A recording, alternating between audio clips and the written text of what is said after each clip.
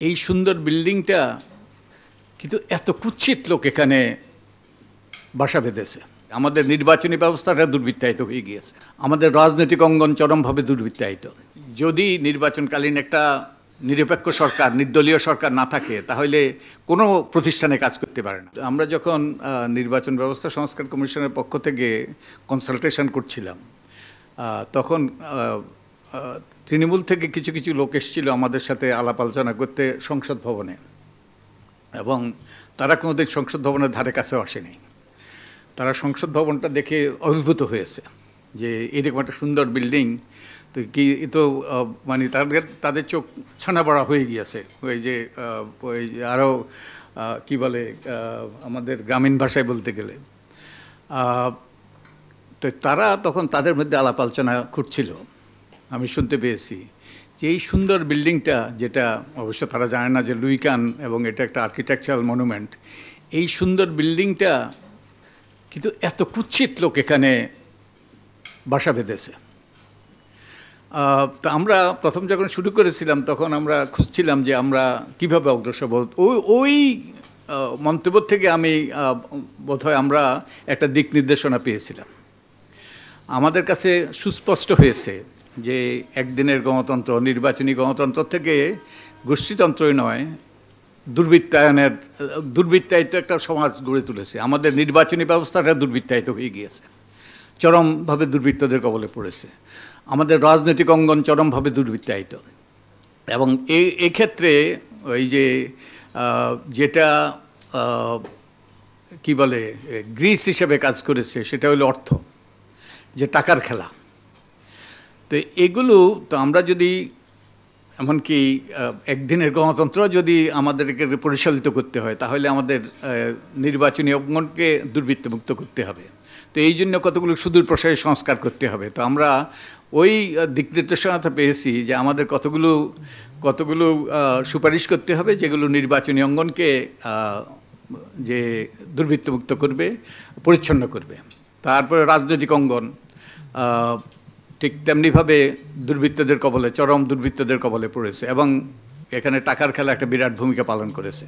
তো আমাদের কতগুলো সুপারিশ করতে হবে, যেগুলো নির্বাচনী অঙ্গনকে, যেগুলো আমাদের রাজনৈতিক অঙ্গনকে দুর্বৃত্তমুক্ত করবে, যাতে আমাদের রাজনীতিটা, আমরা তো সবাই জানি আমাদের বড় বড় যেসব দুর্নীতি হয়, বড় বড় যেসব অপকর্ম হয়, সেগুলো এক ধরনের রাজনীতিবিদ, এক ধরনের ব্যবসায়ী, এক ধরনের আমলা, তাদের যোগসাজশে হয়।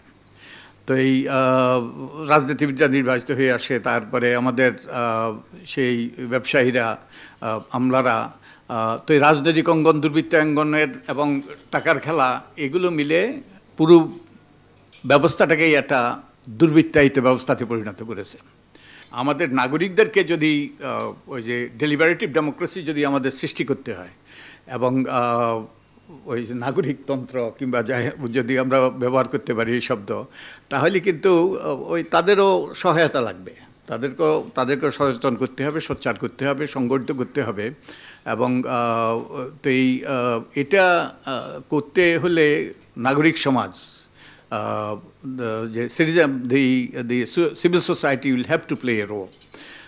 তো আমরা তো এখন এই সিভিল সোসাইটি নির্বাচনকে সুষ্ঠু করা, নিরপেক্ষ করা, একই সাথে নাগরিকদেরকে সক্রিয় করা, এরপরেও আমাদের, যদিও এটা স্থানীয় সরকার নয়, ওটা আমাদের নির্বাচনী ব্যবস্থা, তবুও আমরা কিছু কিছু প্রস্তাব দিয়েছি। যেমন নির্বাচনকে সুষ্ঠু করার জন্য, নিরপেক্ষ করার জন্য আমরা যে পর্যবেক্ষণ, গণমাধ্যমের ভূমিকা, তারপরে দেশীয় বিদেশি পর্যবেক্ষণ, এই ধরনের অনেকগুলো, এবং সিটিজেন সেন্টার্ড পর্যবেক্ষণ,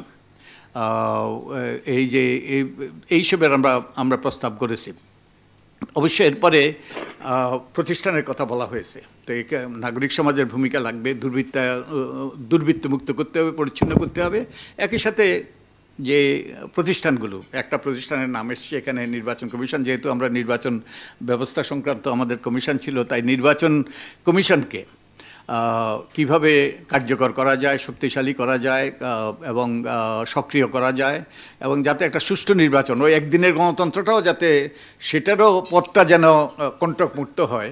তো সেই জন্য আমরা কতগুলো আমরা সুপারিশ করেছি। আর একই সাথে আমরা সুপারিশ করেছি যে আমাদের অভিজ্ঞতা হলো যে যদি নির্বাচনকালীন একটা নিরপেক্ষ সরকার, নির্দলীয় সরকার না থাকে, তাহলে কোনো প্রতিষ্ঠানে কাজ করতে পারে না। আমাদের একদিনের গণতন্ত্র এটা প্রতিষ্ঠিত হয় না।